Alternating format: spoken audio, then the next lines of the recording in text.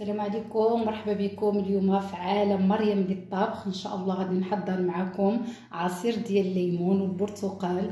كيجي مذاق رائع. نستغلوا هذه الوقيته ديال الليمون وديال التشين نحضروا به العصائر. هذا العصير هذا كيجي مذاق غزال ان شاء الله. غادي نحضروا مع بعضياتنا وتابعوا المكونات معايا والطريقه ديال التحضير. غادي نبدا نحك الليمونه. غادي نحاول ندير هذيك القشره الصفراء.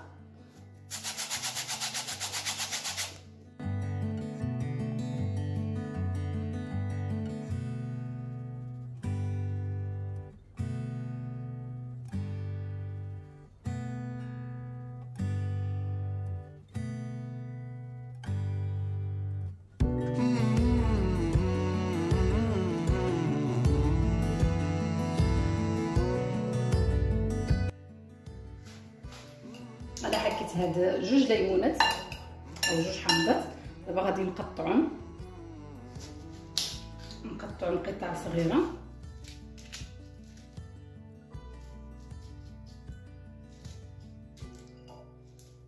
نقطعهم واخا العظم ديالهم، المهم نقطعهم على هذا الشكل هذا.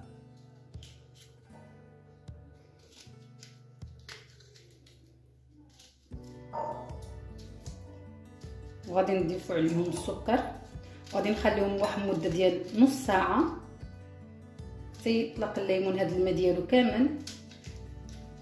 عاد غادي نرجعوا نضيفوا له التشين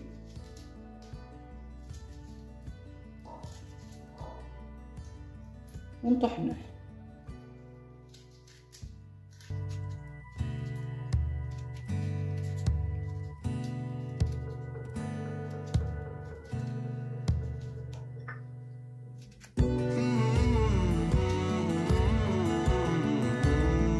نضيف عليهم هاد الكاس ديال السكر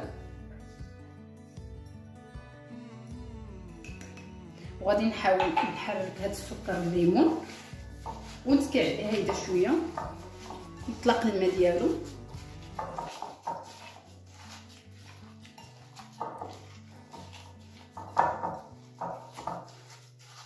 حيت ملي كنسكيو عليه هيدا كيزيد يخرج هذيك العصاره ديالو.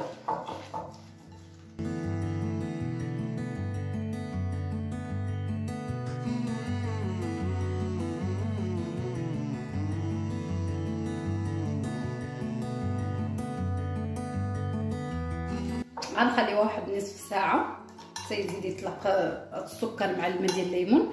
وغادي نرجعوا نضيفوا عليه العصير ديال البرتقال. دابا غادي نبداو نطحنوه. غادي نضيفوا له، انا غادي عندي هنا 2 لتر ديال الماء. دابا نضيف له غير الماء بيد ما نطحن، ساعه نكمل له الماء اللي باقي. غادي نبدا نطحنوه بالميكسور ونرجع لكم من بعد ما طحنته. دابا غادي نصفيه في واحد الجبانيه، نصفيه بهاد النصفات، نحاول نزول منه هاد القشور ديالو. وغادي نعاود نطحن هذه الطحنه الثانيه.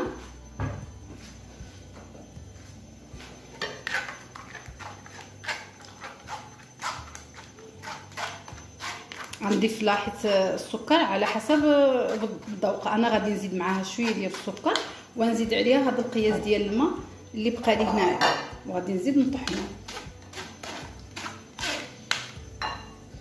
غادي نضيف عليه هاد عندي كاس ديال البرتقال. انا عصرت هذيك التشين عطاني كاس ديال البرتقال. غادي نكبو معاهم نصفيه.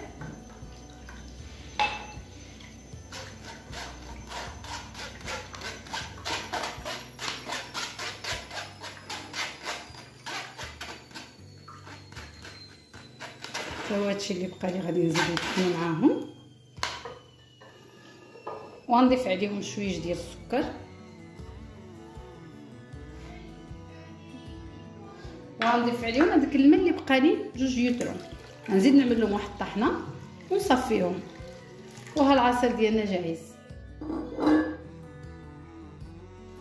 العصير ديالنا هو هذا، هو وجد ساهل، الطريقه ديالو سهله، سريع في التحضير، مذاق رائع. وهذه هي الوقيته ديال الليمون واللتشين، استغلوها، راه كيجي مزيون وكيستحق التجربه. شكرا على المشاهده والى اللقاء.